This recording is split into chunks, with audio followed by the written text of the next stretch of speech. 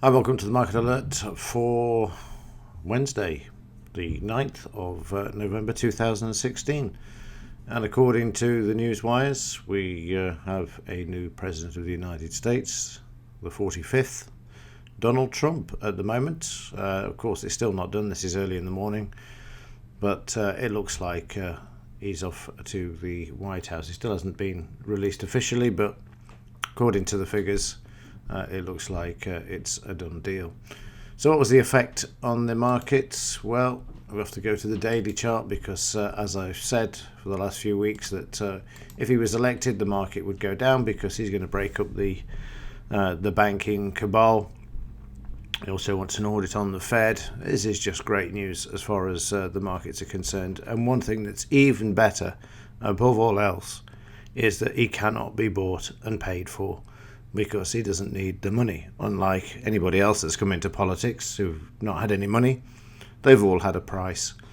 So if there's any glimmer of hope in all of this, and that is that old Trump doesn't need the money, unlike Clinton, who took $700,000 for after lunch dinner speeches not so long ago from Goldman.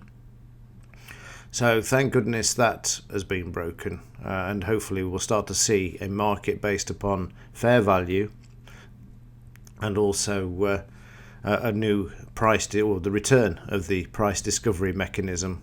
So this corruption in the markets, the manipulation in the markets, hopefully will be drawing to a close.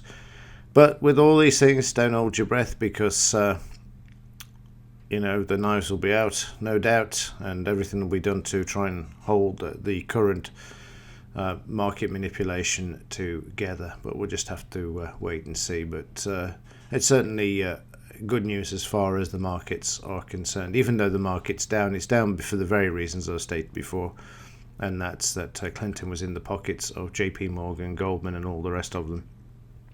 So this is good news. We might start to see a market that is actually based upon a free market and not one that is manipulated and has the agenda of just increasing the elite's wealth. So that's it, really. There's not a lot to report because, like I say, it's not a done deal yet. I mean, the thing is that, of course, the Democrats can't come out and say, oh, well, it was rigged, because Obama said, when Trump said that it was rigged, that it wasn't rigged. So it'll certainly be interesting to see what is going to play out today, and how Clinton's going to react to this as well, because apparently she has a very short fuse. So no doubt she's probably epileptic at the moment and probably needs putting in a straitjacket. There's plenty of examples of this on the internet if you have a look at her, where she actually all of a sudden just flips and goes off on one. So gosh, I don't know. A historic day, definitely, as far as the markets are concerned, because now we should start to see some sort of normal function return to them with a bit of luck. Of course, nothing happened until January. We've got the Federal Reserve in between, and I bet Yellen's living a nightmare now as well, because of her ties to the former establishment. And it was an establishment, there's no doubts about that. And cronyism and sycophants. And as I said this morning to my wife, what I can't wait for is the fallout. It's going to be like rats leaving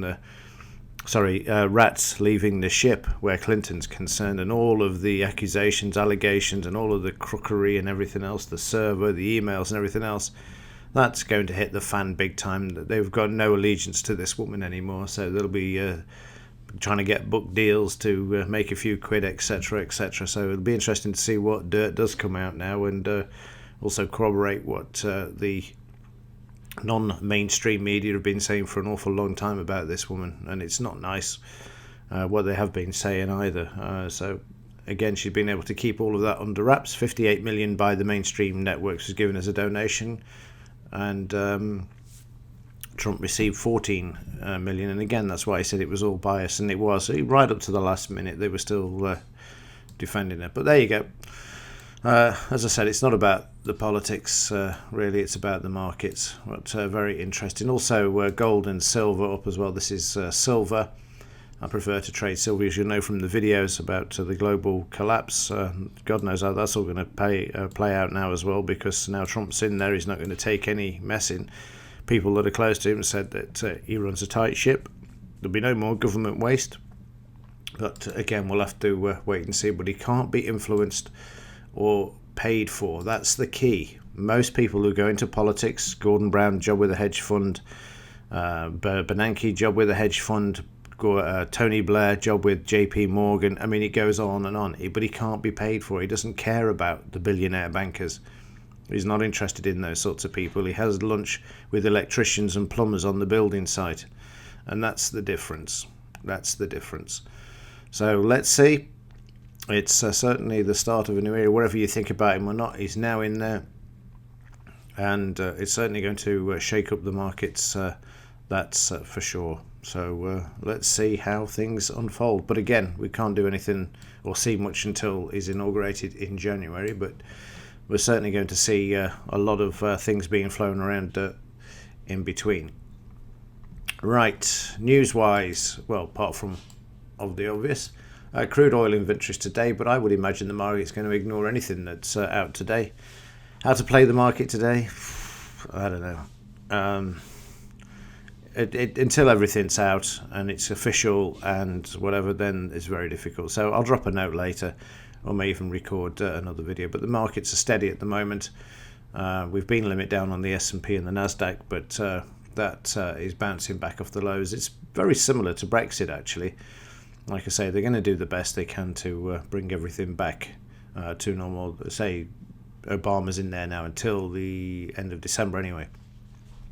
It's got to put up with Yellen increasing interest rates yet again as well. So we'll just have to wait and see. And implied volatility is lagging, so 1446. It's not going to be that. It's going to be more around the 18 mark, given the drop in the market. So, right, that's it for now. Let's wait and see how this all unfolds. Like I say, the start of a new era. Let's just see what actually happens if he's not assassinated or whatever. Who knows? Who knows? The world's mad, and hopefully things will change a bit, but let's wait and see. Okay, that's it. As ever, thanks for watching. I shall see you in the next one.